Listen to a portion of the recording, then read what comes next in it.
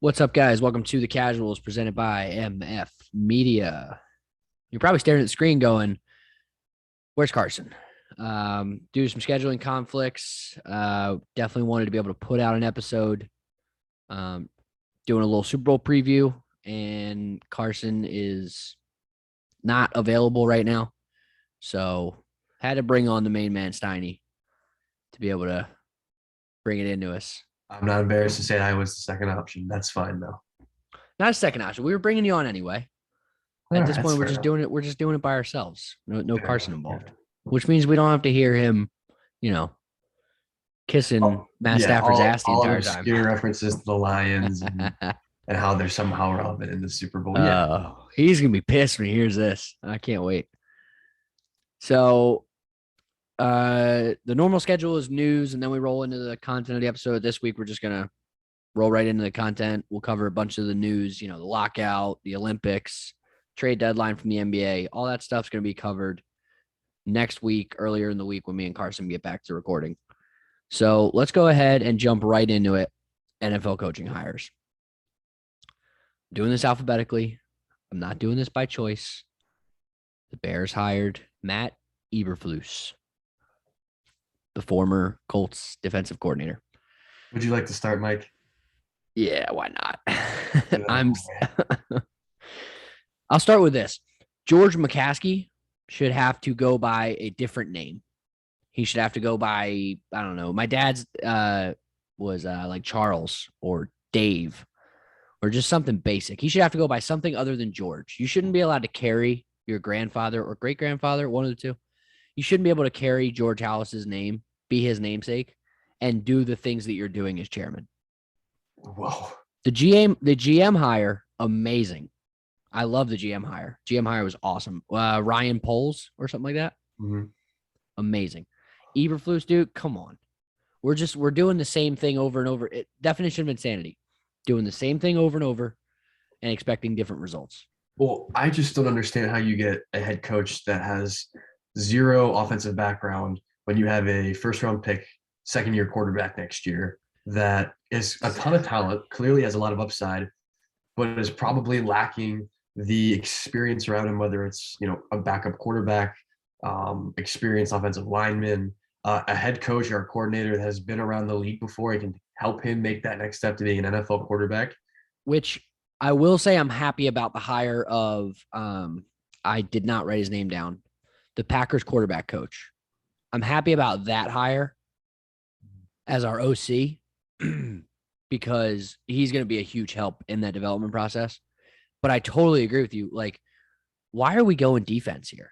Because the Bears are a defensive team. Yeah. That's awesome.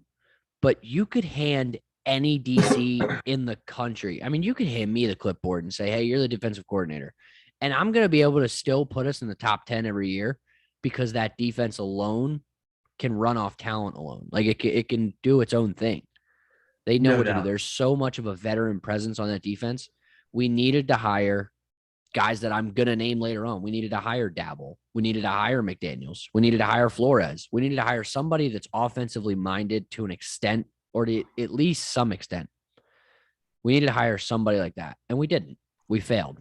So, yeah, I just don't see how you don't get a quarterback. Or sorry, you don't get a coach that is going to build your team, build your offense around a very dynamic, special talent. You have a quarterback. It's very typical of the Bears. It's very on brand. And it's the third straight coach, I'm pretty sure, that we've hired that was a coordinator with no head coaching experience. And we've been to the playoffs twice in that time span. Maybe 3 times. But we've got one playoff. Pounding your head against no playoff wins in that time. So, should be a good time. I'm looking forward to the next 3-4 years before he gets fired, inevitably. Broncos, Nathaniel Hackett. Love this hire. I like this hire too, mostly because it's going to persuade Aaron Rodgers to at least consider Denver in his final 2 or 3 teams. To be honest, it's probably worth giving him the job if it gives you a shot at getting Rodgers. As crazy as that sounds, I'm sure he's got, I'm sure he brings a lot to the table outside of his experience and his relationship with Rodgers. So I'm sure he's a good hire regardless. But it's still, he's still just he's shown that he's a good OC. Absolutely. Absolutely. And it gives you a chance to go get a quarterback that makes you an immediate Super Bowl contender for Yeah. the next 3, 4, 5 years. And even if you I think it's don't, man, really I fun. think that giving them an OC like this gives them a chance to utilize Drew Lock a little bit. Like No doubt. it was definitely tough under Fangio, who's a huge defensive guy. And you Yeah, no have doubt. Locke, who, in my opinion, is not that bad. I feel like we're trying to lump him in with the oh shit, the guy from the Raiders way back when, the huge Um, draft bust. Jamarcus Russell. Yeah, like we're trying to lump him in with that level of like bust as a starter. And I think in reality, like he's good. He played really well against Chiefs in that last game at the end of the season. Yeah. But my we had my Fangio thought turning is around and they did going, we just exactly can't what. compete with this level of quarterback. Yeah. And so I'm Yeah. saying, even if they don't get somebody, which I think they're going to pursue other options, even if they don't get somebody, I think Drew Lock gets them to 10 wins next year, maybe. I'm not a huge Drew Lock guy, but I do think the Broncos did what the Bears didn't do. You've got the Broncos, a team that historically plays good defense. Yep. They play well at home. They have an enormous home field advantage. Offenses very often go into Denver and struggle. Go get an offensive-minded coach to see what can you get out of a Drew Lock. What can you get out of a free agent quarterback that you go pick up? How can Exactly. you maximize what isn't a super talented offensive roster? And again, I still think it gives them a really good chance to get around. So I think it's a good hire. Yeah. Overall. Dolphins hire Mike McDaniel, San Fran's DC. I like it. But I will lead off with this. And this is a shout out to Aldo, who does not watch. And if he watches, hope that he says something to me. He said they win 12 games next year. Be careful sipping on the Wendy's because you might spit it right out when you hear They're that not kind going to of win thing. 12 games next year. I'll No, tell you that right now. no, not one, not in that division. No. The winner of that division is coming out with 10 games anyway, most likely. Yep. Maybe the Bills pull 12, but like that's a tough division to win in anyway because it's a very competitive division right now. That would require the Dolphins beating the Patriots twice and the Bills twice, which they've probably never done in franchises. No shot.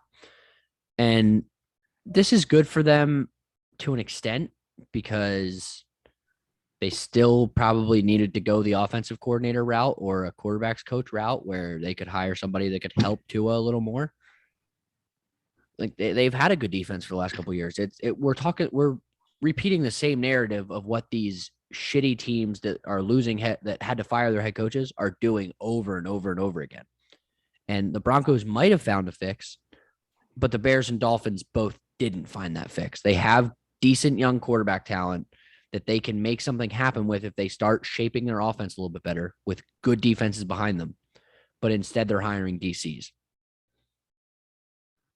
I totally agree. I think it's kind of comical when you look at the teams that really struggle in the NFL year in, year out, the teams that for decades at a time really struggle, they continue to make the same mistakes over and over. Whether it's the type of players they bring in, their draft prospects, coaching hires, they make the same mistakes over and over. But I do feel like this is kind of a safe hire. I think you get a guy that's coming from a really good coaching staff, a guy that coached under a really good head coach, coached up a really solid unit for the last few years in that San Francisco defense. I don't think it's a flashy hire. I don't think it's a hire that takes you over the top. And it's definitely not a hire that explains getting rid of Flores, who I thought was a good coach, an ascending coach. That one's Um, always that's always going to be a tough one to sit there and compare to because it didn't make any sense to not. One, it didn't make sense to fire him, and two, it didn't make sense for none of these 8 teams to hire him. yeah, no doubt, no doubt. But I The think only ones that could walk away and go, yeah, we just couldn't, we're not budging on the guy we were picking is the Saints, in my opinion. But everybody else should have been trying to hire him. I agree. So, like I said, I think it's a safe hire. He's solid. He's probably going to do a good job. He's probably going to help what is a good defense, maybe take the next step into being one of those elite defenses in the league.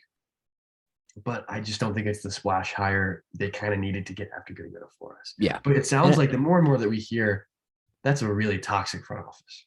Yeah, really From bad. ownership down, it sounds like they've got bigger issues than their head coach. So good luck to this guy trying to navigate the next few years and what seems to be a really turned upside down front office right now. Yeah.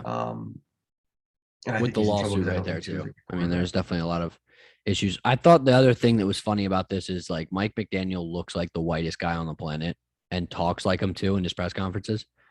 And they actually got a draft pick for the compensation because he's biracial. Really? Yeah. I did not know that. I gotta look him Yep. up now. Yeah. The 49ers got 2 for development. Unreal. Yeah. Would not have guessed that. That's funny. Now let's talk about a good hire. It's nice to really talk about a really good hire. Let's talk about the Giants hiring Brian Dabble. This was a great hire. No doubt. I think you can't beat the pedigree that this guy has. No. When you're, you coach underneath Saban at Alabama and win championships. You coach under Belichick in New England and win championships. You go to Buffalo and take Josh Allen, who has all the potential in the world, very raw talent, but a guy that a lot of people doubted. And you give him, the tools and the training and the coaching that has kind of molded him into maybe the best quarterback in football right now, the top 3 or 4 quarterback in football I for mean, sure. look at his numbers from year Absolute home 1 run. versus where he's at right now. Josh Allen alone. Looking at that as the prospect. I mean, they talked about it all during his sophomore season.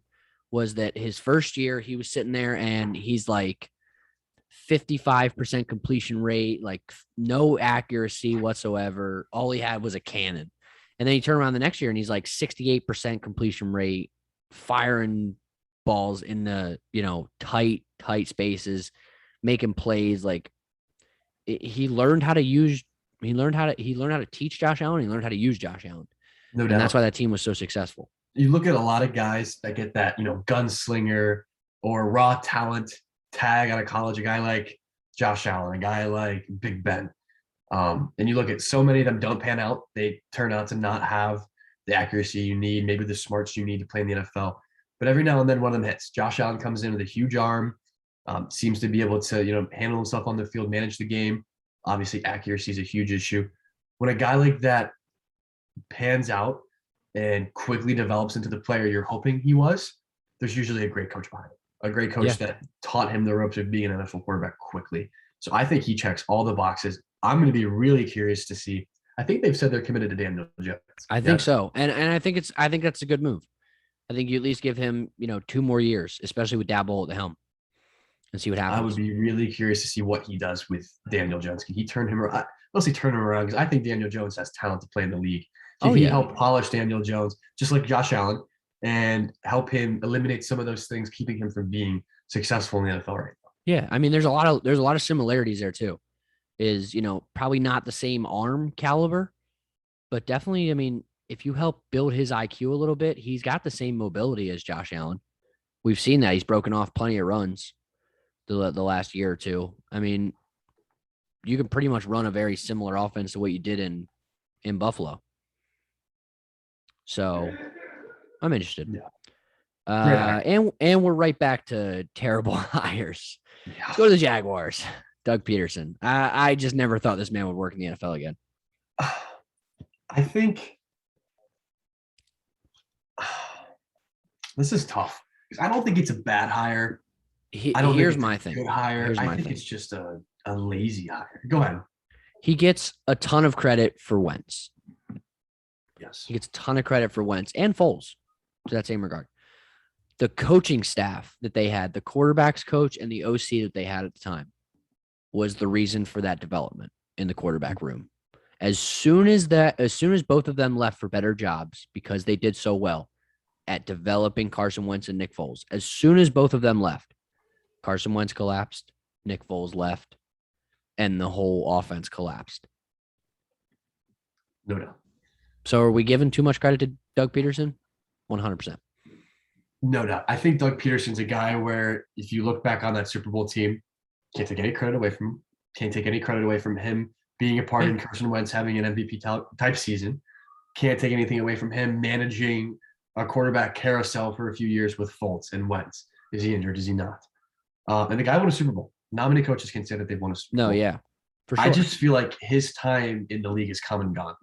Yeah. I feel like he was a great fit for that Philly team.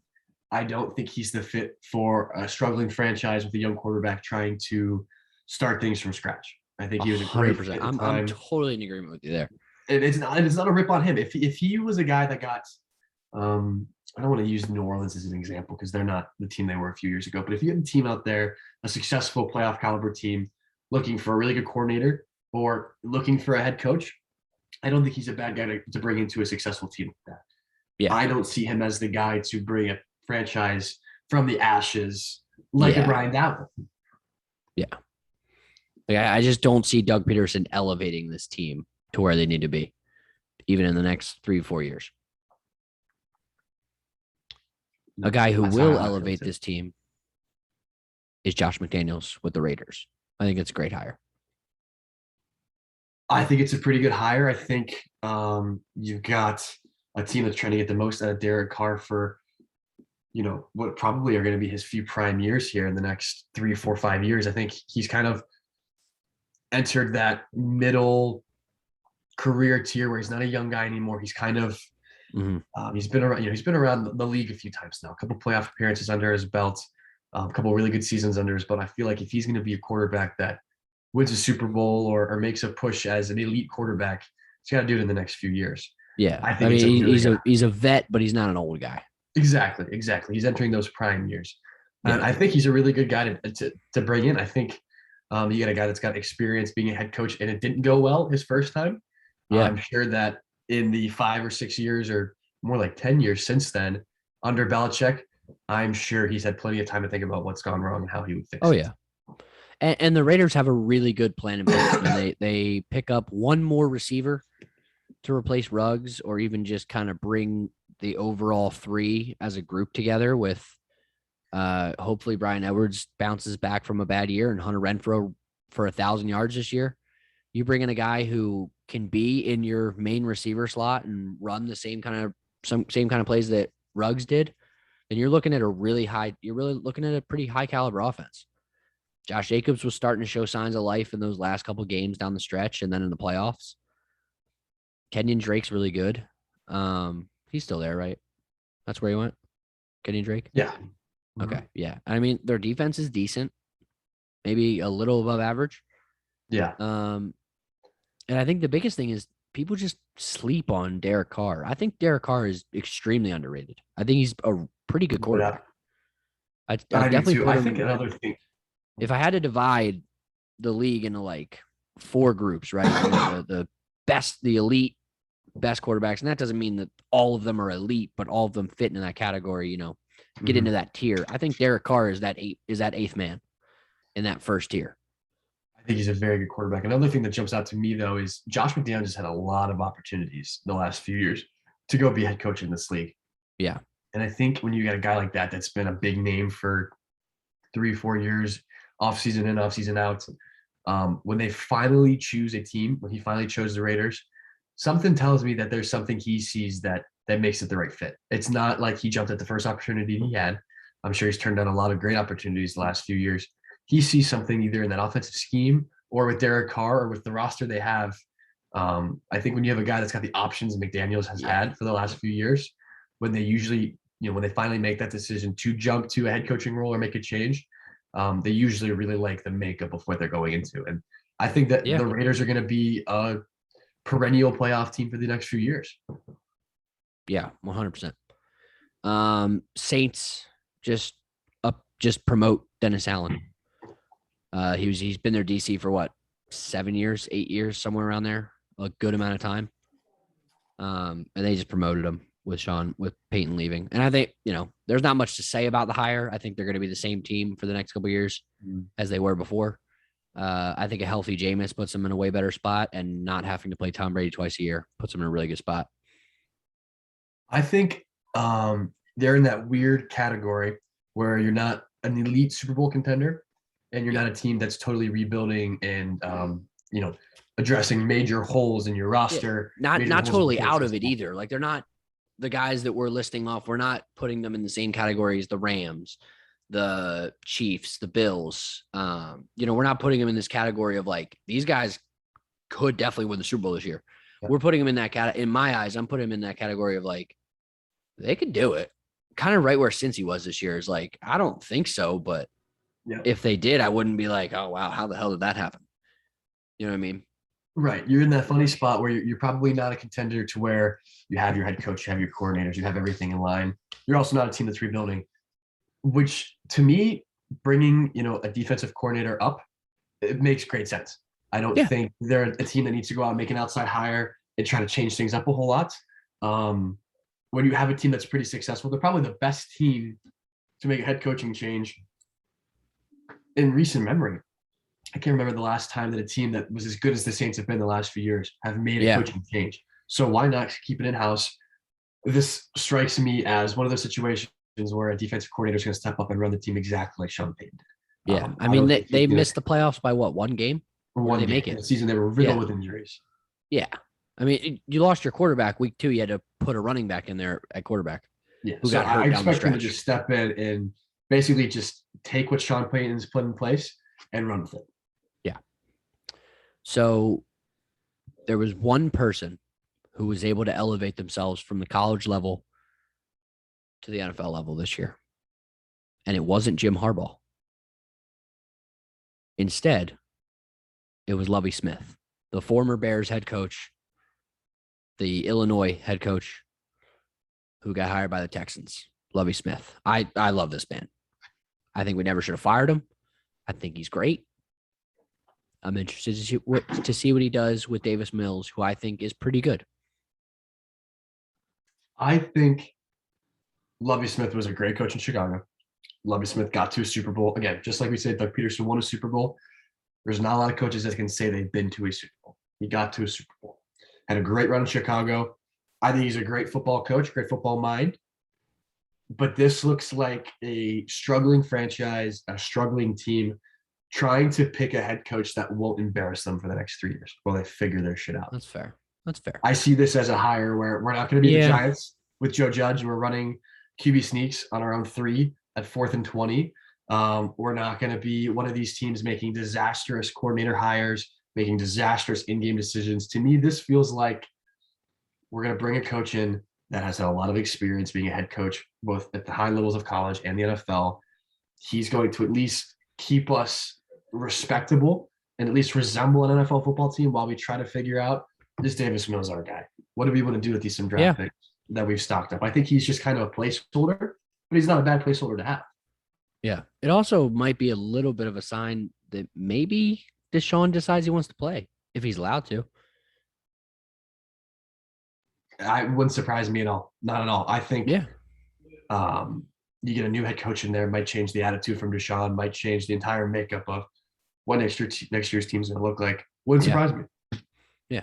Like I said, love Lovie Smith. I hope he does well. I totally see where you're coming from, and I think that will be the result. But wouldn't mind seeing him make a playoff run. I mean, he was able to take Rex Grossman to a Super Bowl. So easy guy to root for, right? Great beard. Yeah. Elite beard. Elite beard. Elite beard. Yes. Elite. Yeah. Vikings. Vikings hired Kevin O'Connell, the current Rams OC, which is okay. Yeah. A good hire, but like it's kind of like, are we giving the OC from the Rams way too much credit right now and giving him a head coaching job? Because at the end of the day, that's Sean McVay's team, not your OC.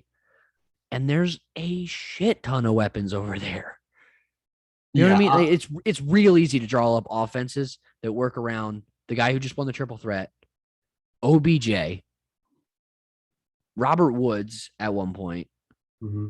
I mean, who's their fourth guy that's actually really good? Van Jefferson. Van Jefferson, yeah. And then Akers, Michelle, and I'm blanking on the third guy's name. Third guy was good too. Gordon? No. Yeah. Short of Eric Bieniemy, who I like a lot too. I'm not ripping on Eric Bieniemy, but short of Eric Bieniemy, this guy might have the easiest job in football. Yeah. Making plays work with these guys on the field, and you've got Sean McVay as your reference being a head coach. You're going to be just fine as an offensive coordinator of the Rams. Yeah. I'm interested to see what he does with Kirk Cousins at the helm. I think maybe he just brings a little bit of, I know this sounds really cliche, and I think you hear this a lot from people that are trying to justify a hire, justify a trade in their mind, but I think maybe he could bring a little bit of a winning culture to Minnesota. You get a guy that is coming from a team that's been very successful the last few years. Obviously, he's a game away from a Super Bowl championship tomorrow. You have Zimmer, who was there before Mike Zimmer, one of the more boring coaches in the league, just kind of quietly going about their business, one of the more boring teams in the league. Maybe he can bring a little bit of flair to this team. Maybe he can bring a little bit of confidence, a little bit of swagger, a guy that's done it before, that's done it with some great players. I'm hoping maybe he can bring that energy to them. And that's not to say that the Vikings don't have a great offense. The hole in that offense is at the quarterback position, but they have a top 5 running back, a top 5 wide receiver, and then a top 15 wide receiver on the other side. Mm-hmm. Like they have the core right there. Their tight end's pretty good too. I'm blanking on the name again. Yeah. I'm struggling with names tonight, but shit. Their tight end's good. I just can't remember his name. Yeah. No, I think it's a good hire. I think it's a good hire. I mean, I'm hoping it doesn't work out because I love seeing the Vikings at the bottom of that division at all times, but who knows? Yeah, we'll see. I'm a OG boy. Know that they ride or die. I keep boys by my G boy. Know that they ride or die. I keep boys by my OG boy. Day we hustle, but the night we OG boy. Know that they ride or die. I'm a